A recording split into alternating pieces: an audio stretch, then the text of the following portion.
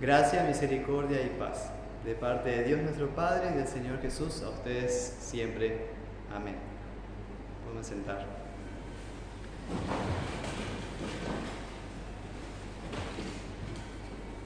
Cuando era pequeño, un día fui a la misa en Rafaela, la misa de los niños en la catedral. Me acuerdo que era a las 10 de la mañana. Y nunca me voy a olvidar de ese sermón de ese pastor cura anciano que predicó de este texto. ¿Vieron esas cosas que a uno le queda grabado de chicos y no sabe por qué? Pero en ese momento presté atención al sermón cuando era pequeño. Y me acuerdo que él lo explicó así. Así que lo voy a transmitir también a ustedes. ¿Cómo era un día en la vida de Jesús? ¿Cómo era un día en la vida de Jesús? Y de acuerdo al pasaje de nuestro evangelio de hoy, de Marcos 1, había 3 cosas en la vida de Jesús, en su ministerio. Jesús curaba, Jesús oraba y Jesús predicaba. Eso es el sermón de hoy. Jesús, ¿cómo era su día? Jesús curaba, oraba y predicaba. Así que lo vamos a explicar. Jesús curaba, sanaba a las personas. ¿Se acuerdan a quién curó en esta ocasión? A la suegra del apóstol Simón Pedro, en su casa. La suegra de Simón estaba acostada con fiebre y enseguida le hablaron de ella. Entonces él se acercó, Jesús la tomó de la mano, la levantó e inmediatamente le dejó la fiebre y ella les servía. Uno podría decir también, ¿qué hacía Jesús un fin de semana? ¿Qué hacen ustedes un fin de semana? ¿Curar, orar y predicar? Porque si leemos el pasaje anterior, Jesús acaba de salir de la sinagoga, que es lo que predicamos la semana pasada, Jesús versus satanismo. Y en esta oportunidad, cuando llega, volviendo de la sinagoga, llega a la casa de Simón Pedro, se encuentra con la suegra de Pedro en la casa y enferma. Voy a abstener de cualquier clase de chiste, porque soy horrible contando chistes, pero ustedes seguramente ya se están imaginando algún chiste sobre las suegras. Pero en este caso, la suegra de Pedro nos va a enseñar algo muy bueno. ¿Vieron cómo ella, cuando es curada, qué hace después de ser curada por Jesús? Le servía, atendía a su familia, le servía a Jesús y a su familia. Entonces, de esta curación de Cristo, y Jesús a través de la suegra de Pedro nos enseña lo siguiente: ¿tú quieres servir a Dios de todo corazón? ¿Deseas ser un buen cristiano? ¿Un buen servidor de Cristo? ¿Un buen diácono o diaconisa? Pues bien, comienza sirviendo a Dios en tu familia, en tu casa, con los tuyos. Preocúpate de tu familia y haz algo por tu familia. La suegra de Pedro sirvió a Jesús mediante el servicio en su casa. Seguramente uno puede imaginar, ¿no? Como mujer, capaz que limpiando, barriendo, alabando a Dios o preparando un delicioso almuerzo. Si fuéramos nosotros los caballeros, diríamos preparando un rico asado el domingo, después del culto. Queridos hermanos, el hogar, la casa, es uno de los lugares más importantes de nuestra vida. Pasamos mucho tiempo ahí. Y es por esa razón uno de los lugares más importantes en cuanto al servicio a Dios. El servicio a Jesús mediante el amor al prójimo en casa. Esas obras pequeñas que vos haces en casa que nadie ve, para Dios son grandes, son grandiosas. A nuestro entender son pequeñas, para Dios son grandes. Y las obras que para nosotros son grandes y fabulosas, quizás no sean tan importantes para Dios. ¿Alguna vez viste a alguien que salió en la televisión por ser famoso, por limpiar los platos? ¿O por cambiar el pañal a las criaturas? ¿Dónde hubo una felicitación por una madre que atendió a su hijo con dedicación y amor tanto tiempo? A veces aparece alguno como noticia extraordinaria, pero para Dios hay un reconocimiento de Él a aquellos que le sirven de corazón en aquellos servicios anónimos, pero que para Dios son importantes para que el reino de Dios llegue a las personas, su amor, su misericordia. Así que gracias a la suegra de Pedro encontramos esta hermosa enseñanza en la palabra de Dios. Jesús curaba, ella fue sanada y nos enseña sobre el servicio cristiano en la familia. Un servicio que es nacido de la palabra de Dios, porque la palabra hecha carne la tocó.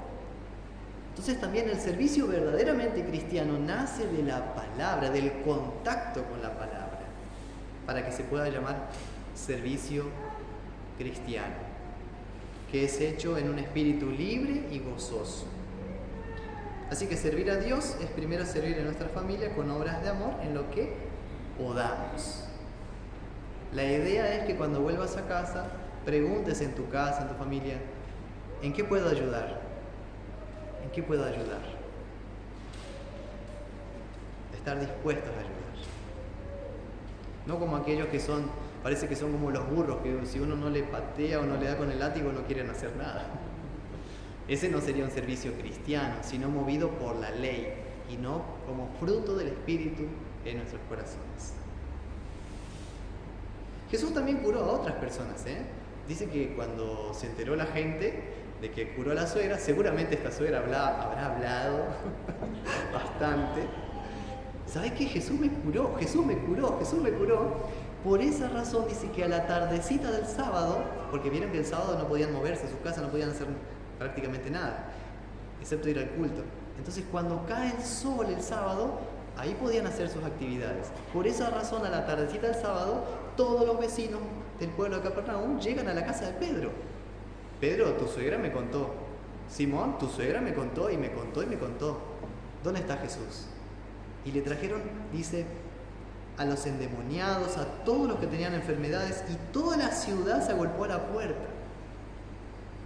Sanó a muchos que estaban enfermos y no dejaba hablar a los demonios porque le conocían.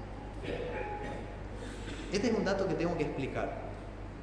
¿Por qué Jesús hacía callar a los demonios siendo que le hacían propaganda gratis?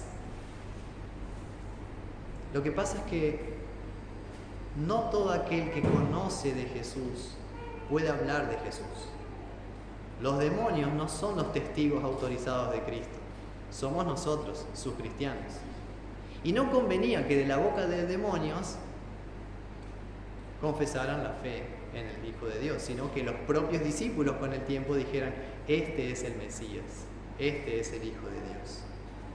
Aparte porque el ministerio de Jesús recién comienza y no conviene que justamente los demonios le den propaganda, sino que el mismo Jesús va a ir contando y enseñando del reino de Dios a través de parábolas, de ilustraciones, de ejemplos, de quién es Él y para qué vino, para salvarnos del pecado y del infierno. Jesús mismo quiere revelar a la gente esta gran verdad, que Él es el Hijo de Dios, vencedor sobre los espíritus malignos. Ahora bien, ¿cuál es la segunda cosa que Jesús hacía en un día normal? Oraba. Y miren esto, ¿cuándo Él fue a orar? Porque en toda la vida de Jesús se ve la oración, pero en este caso dice que levantándose muy de mañana, cuando todavía estaba muy oscuro, se fue a orar, aparte, afuera de la ciudad. Eso quiere decir que era de madrugada. Jesús tal vez se quedó curando hasta la medianoche o pasaba la medianoche, y a las 3:30 de la madrugada se levantó. Y no precisamente para hacer un mate y ver una serie de Netflix.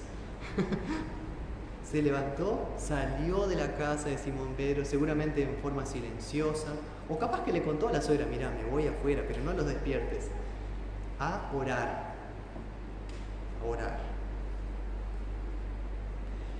no fue a contar las estrellas, no fue a contar los satélites que cruzan como un trencito en el cielo, fue para hablar con su Padre Celestial.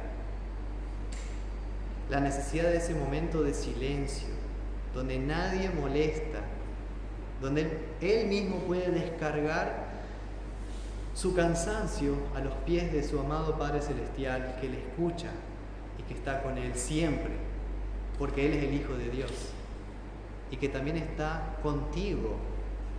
Y a través de esto Jesús te enseña que también en tu vida es importante destinar tiempo y un lugar silencioso y apartado de la multitud para encontrarse con el Padre orando.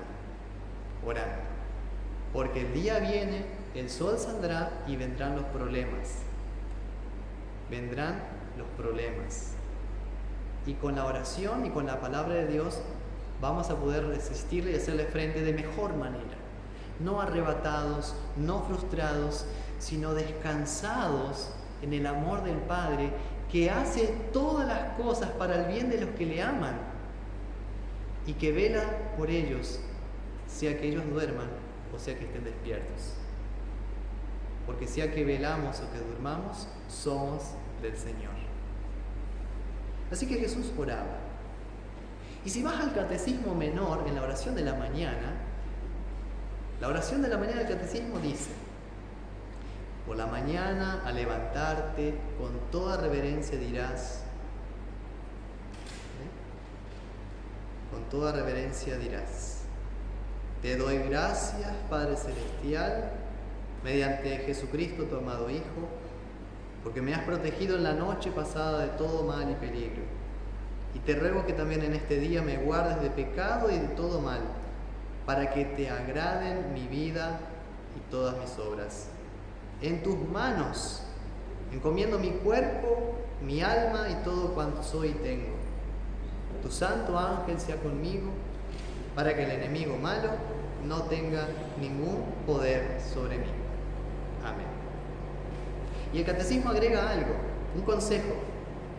Entonces, cantando un himno apropiado, cualquiera que te dicte tu corazón, vete con gozo a tu trabajo.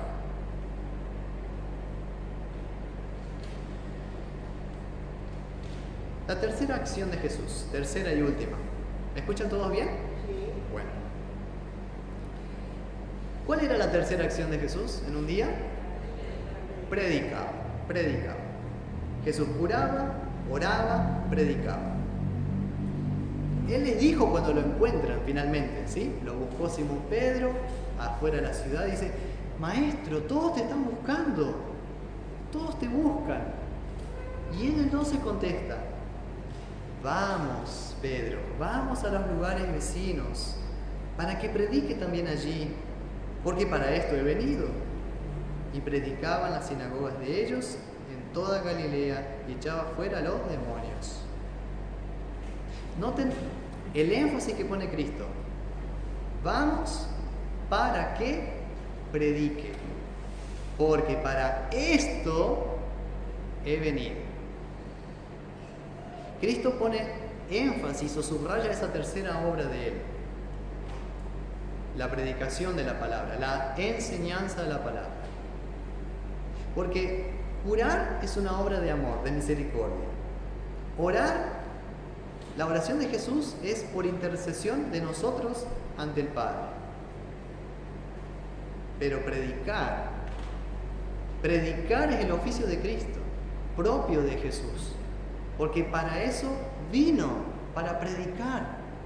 Y no lo digo yo, lo dice Él. Él dice que vino para predicar.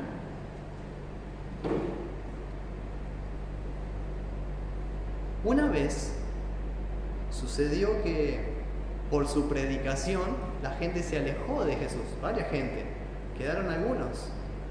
Entonces Él les pregunta a los discípulos: ¿ustedes también se quieren ir? ¿Ustedes también tienen oídos duros para escuchar la predicación? Como diciendo: acá nadie les obliga a seguirme, acá nadie les obliga a escuchar la predicación. Pero Pedro, habiendo conocido la palabra de Dios y el poder que tiene, dijo: Señor, ¿a quién iremos? Tú tienes palabras de vida eterna.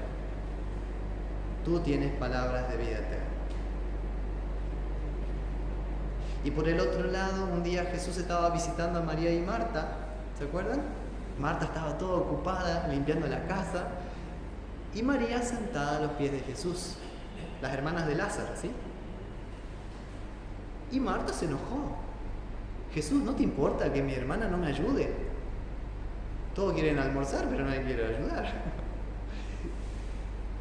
Y Jesús contestó, Marta, Marta, afanada y turbada estás con muchas cosas, pero solo una cosa es necesaria. Y María ha escogido la buena parte, la cual no le será quitada. Pregunto, hermanos, ¿cuál será esa cosa más necesaria? La palabra de Dios. Miren lo que pasa por no escuchar la palabra de Dios. Marta estaba afanada y turbada. Afanada, o sea, preocupada, afligida, angustiada al extremo por las cosas que veía. Mientras que María veía en fe lo que no vemos, pero que sí esperamos en esperanza. La patria del cielo. A Dios mismo ahí, sentado en su casa. Y cuando ustedes abren la palabra de Dios en casa, pasa lo mismo. Es el Espíritu de Cristo, el Espíritu Santo que les habla, les ilumina, quita la turbación, quita los afanes y devuelve tranquilidad al corazón. Porque con sus promesas, Dios te promete que no estás desamparado. Aunque cargues una cruz, Él la cargará contigo. Aunque haya pena y dolor y haya clavos, Él mismo curará esa herida con el bálsamo delicioso de su palabra y sacramentos. Es por esa razón que existe el oficio pastoral. Porque existió alguien llamado Jesús, el predicador, el Hijo de Dios que vino para predicar y que encomendó ese oficio a la iglesia para que las sucesivas generaciones de cristianos no se quedaran sin la palabra, sino que la palabra sea el fundamento de la iglesia. Porque la iglesia puede ir así, pero si tiene el fundamento como un ancla en un barco, nunca se desviará de su rumbo. Y lo mismo tu vida. Aunque tu vida vaya para acá o para allá, si está la palabra de Jesús, al final llegarás a buen puerto. El oficio de la predicación encomendado a la iglesia, confiado a los pastores llamados y ordenados legítimamente para este oficio. Y créanme, aunque tengo poca experiencia en este trabajo, este ministerio de la reconciliación, como se llama también, es pesado. El oficio de pastor es muy pesado, pero es un peso sobrenatural. No es el peso de la aflicción por las cosas del día a día o por llegar a fin de mes, es un peso mayor. Es la preocupación por las almas y ocuparse de su salud espiritual. Pero al mismo tiempo el consuelo del pastor y donde descansa el pastor es en el mismo consuelo que todo cristiano tiene. Jesús. Jesús es ese consuelo. Jesús es el que oró por nosotros y sigue intercediendo al Padre por nosotros. Jesús es el que nos cura y que nos da vida. Y Jesús es el que sigue enviando su palabra otra vez y nos dice, cristianos, vamos a los pueblos cercanos también.